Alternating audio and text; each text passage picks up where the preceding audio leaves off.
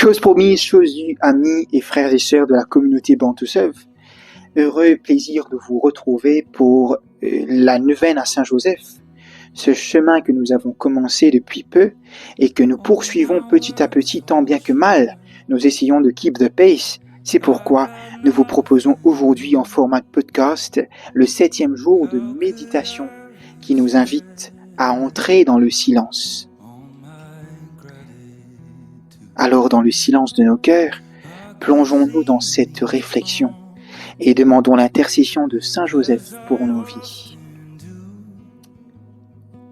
Une des grandes qualités de Saint Joseph est le silence.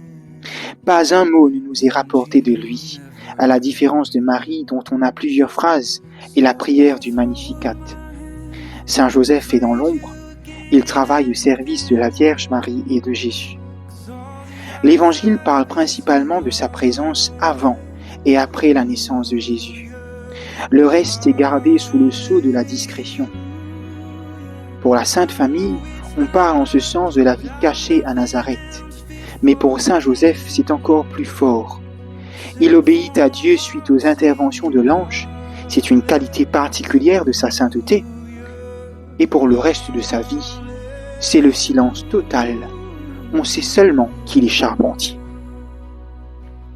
Lors de ses apparitions dans l'histoire de l'Église, Saint Joseph est presque toujours en compagnie de Marie et de Jésus, sans rien dire, à l'exception de Cotignac, et nous y reviendrons un peu plus tard.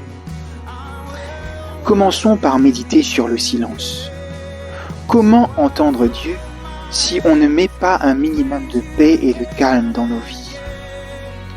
Au milieu de l'agitation du monde, il est parfois nécessaire de prendre un peu de temps dans un monastère, dans la nature. Jésus lui conseille de se retirer tout seul dans sa chambre. On fait descendre la pression, calmer les préoccupations, taire les passions, mais aussi arrêter les occupations inutiles, comme bien souvent l'usage des smartphones.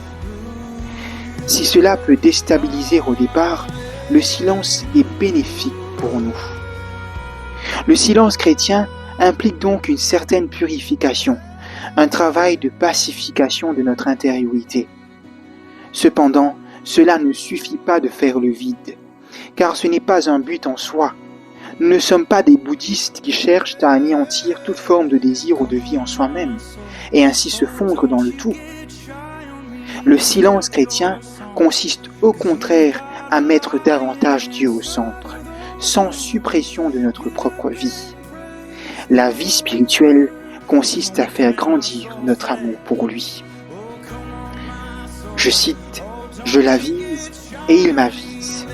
Fin de citation, avait répondu un paysan au curé d'Ars pour expliquer ce qu'il faisait seul durant de longues heures dans l'église paroissiale.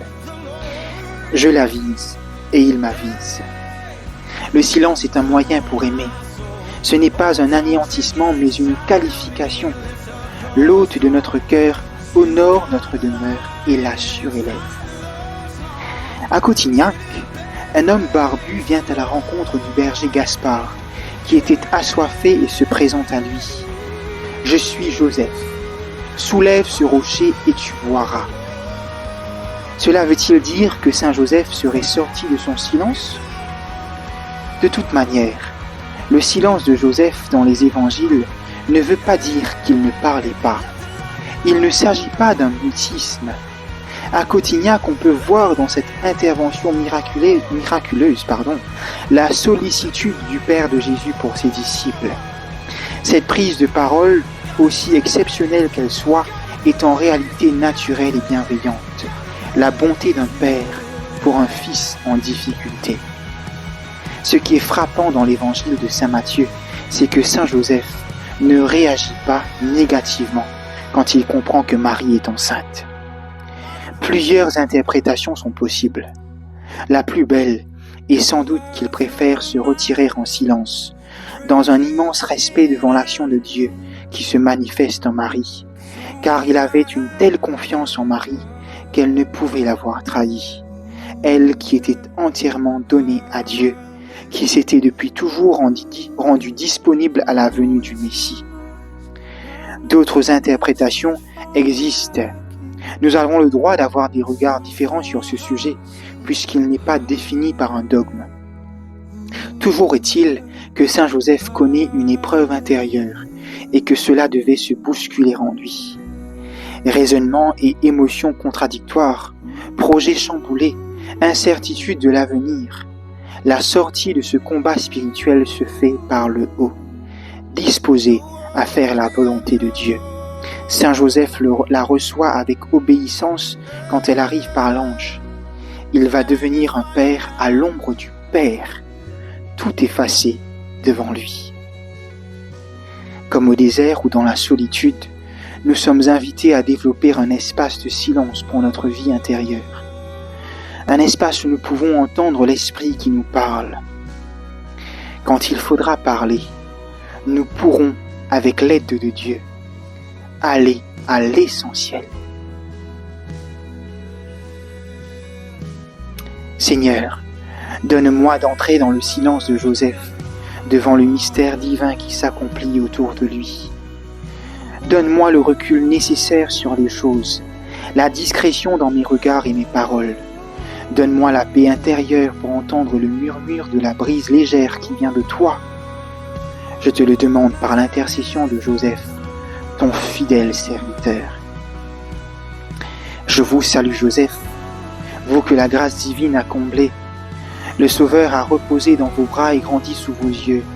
Vous êtes béni entre tous les hommes et Jésus, l'enfant divin, de votre virginale épouse est béni.